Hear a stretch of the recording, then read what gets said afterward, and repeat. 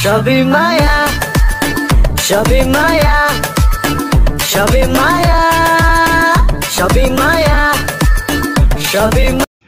কি হয়েছে, তোর মন খারাপ কেন? বাবা, আমি আইসক্রিম খাবো। রাহুলের মা ওকে আইসক্রিম কিনে দিতে গেছে।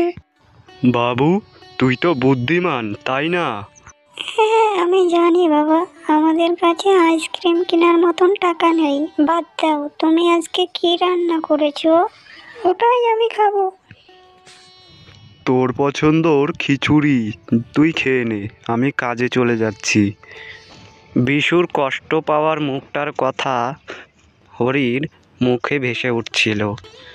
ও সারা রাস্তা বিশুর কথা ভাবতে লাগছিল।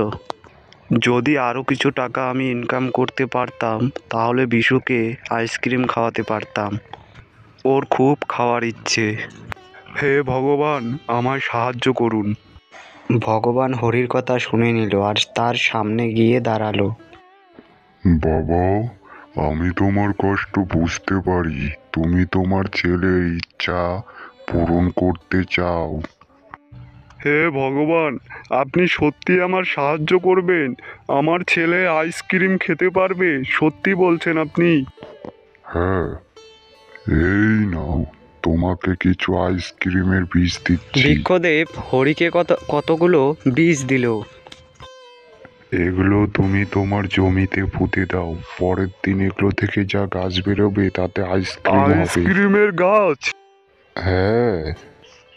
হরি বৃক্ষদেবের আশীর্বাদ নিয়ে ঘরে ফিরতে লাগলো। তার বাড়ির সামনে বীজগুলো সে পুঁতে দিল। বাবা, তুমি ওটা কি লাগালে খেতে? আমি আইসক্রিম গাছের বীজ মাটিতে পুঁতছি। আইসক্রিমের গাছ? হ্যাঁ সোনা, বৃক্ষদেব নিজে আমাকে আইসক্রিমের জাদু বীজ আমাকে দিয়েছে। সত্যি এতে আইসক্রিম হবে? হ্যাঁ। তাহলে তো আমরা আইসক্রিম খেতেও পারবো আর বিক্রি করতেও পারবো। এই ব্যাপারে তো আমি ভাবিনি। যদি আমরা অনেক আইসক্রিম উৎপাদন করতে পারি, বাজারে নিয়ে ওগুলো বিক্রি করব, তাহলে তো আমাদের কোনো আর অভাব থাকবে না। হ্যাঁ বাবা, তাহলে আমরা আর গরিব থাকবো না। একদম। বাবা, তুমি আজকে কাজে যাবে না? না বাবু, কালকে আমাদের নিজেদের আইসক্রিমের ক্ষেত হবে, তাহলে আজকে আমি কাজে গিয়ে কি করব? তাও ঠিক। হরি ভেবেছিল যে পরের দিন আইসক্রিম বের হবে, ও ওই আইসক্রিম বিক্রি করে অনেক টাকা রোজগার করবে। এই কথা ভেবে ওর কাজেও গেল না। ওর মনে টাকার লোভ এসে গিয়েছিল। রাত্রিবেলা ওর ঘুমও আসছিল না। ও ভাবতে লাগলো যে আইসক্রিম বিক্রি করে ও কত টাকা রোজগার করবে।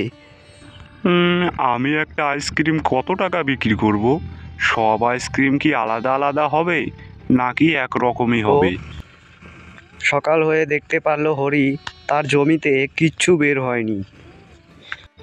আরে এ কি, বৃক্ষদেব তো বলেছিল ওগুলো জাদু বীজ, ওগুলো থেকে একদিনের মধ্যে আইসক্রিমের গাছ বেরিয়ে যাবে, কিছুই তো বের হলো না। বিশুও বাড়ির বাইরে এসে যা দেখতে পারলো সে অবাক হয়ে গেল। হরি বিশুর হাত ধরে সেই গাছের ওইখানে যেতে লাগলো, বৃক্ষদেবের কাছে। বৃক্ষদেব, বৃক্ষদেব! কি হলো বাবা, তোমার এত মন খারাপ কেন? কি হয়েছে? আপনি আমাকে জাদু আইসক্রিমের বীজের গাছ দিয়েছিলেন আর বলেছিলেন যে একদিনের ভিতরে গাছ জ্বালিয়ে যাবে আর আইসক্রিম বেরোবে, তার তো কিছুই হলো না। বাবা, তুমি কি আমাকে বলতে পারবে ঠিক কি করেছো? আমি ওই বীজ আমার ছোট্ট ক্ষেতে পুঁতে দিয়েছি, তাতে জলও দিয়েছি, তাও বের হয়নি। তাও বেরোয়নি? অদ্ভুত তো। আচ্ছা, এই নাও নতুন বীজ, এবার নিশ্চয়ই আইসক্রিমের গাছ বেরিয়ে যাবে। হরি ওই জাদু বীজ নিল ও আবার বাড়ির দিকে রওনা হলো। পরের দিন সকালেও আইসক্রিম বের হলো না। হরি আবারও গেল। হরি পরের দিন আবারও এলো বৃক্ষদেবের কাছে আর এসে কাঁদতে শুরু করে দিল।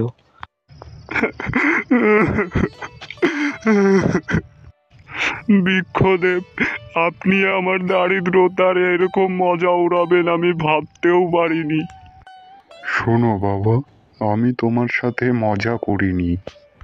আমি তোমাকে সাহায্য করার জন্য এই জাদু বীজগুলো দিয়েছিলাম, যাতে তুমি তোমার ছেলেকে আইসক্রিম খাওয়াতে পারো।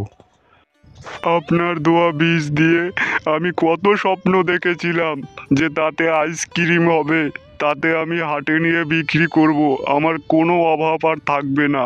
তার তো কিছুই হলো না। এটাই তোমার অন্যায় হয়েছে বাবা। মানে কি বলছেন বৃক্ষদেব? মানে আমি তোমায় ওই বীজগুলো তোমার ছেলের ইচ্ছা পূরণ করার জন্য দিয়েছিলাম, কিন্তু তোমার মনে লোভ জন্মালো। তুমি আইসক্রিম বিক্রি করে টাকা কামানোর কথা ভাবলে। ঠিক এই জন্যই বের হয়নি। তোমার মন বদলে গেছে। যদি তুমি তোমার ছেলের চিন্তা করে ওই বীজগুলো গাড়তে, তাহলে নিশ্চয়ই বের হতো। হরি ওর ভুল বুঝতে পারলো। ভগবান ওকে আরও নতুন করে বীজ দিল। এইবার শুধু তোমার ছেলের ইচ্ছা পূরণ করার জন্যই ভেবো, লোভ করো না। হরি ওই বিষ নিয়ে বাড়ি ফিরলো আর তার সেই জায়গার মধ্যেই পুঁতে দিল। কিন্তু আজকে তার মনে কোনো লোভ ছিল না। সে শুধু তার ছেলের চিন্তাই করতে লাগলো আর বিষ পুঁততে লাগলো। হরির ছেলে বাড়ির বাইরে বেরিয়ে যা দেখলো যে সেইখানে অনেক বড় একটা আইসক্রিমের গাছ হয়েছে। বাবা, বাবা, আইসক্রিম বেরোচ্ছে। হরিও তার ছেলের ডাক শুনে বাইরে বেরিয়ে আসলো আর দেখতে পারলো একটা না নানান রকমের আইসক্রিম, কুলফি আরও কত কিছু বের হয়েছে। আরে বিশু, তুই আইসক্রিম খেতে পারিস? সবগুলো আইসক্রিম তোরই। এগুলো তুই আর তোর বন্ধু মিলে বসে বসে খাবি। আইসক্রিম বিক্রি করে তো শুধু আমি টাকা পেতাম, কিন্তু এরকম আমার ছেলেকে খুশি দেখতে পারতাম না। আমি আমার নিজের ভুল বুঝতে পেরেছি, আর আমি আমার ছেলেকে কষ্ট পেতে দেব না। তো বন্ধুরা, তোমরাও কাউকে কষ্ট পেতে দিও না। তবে দেখা হচ্ছে নেক্সট কোনো ভিডিও।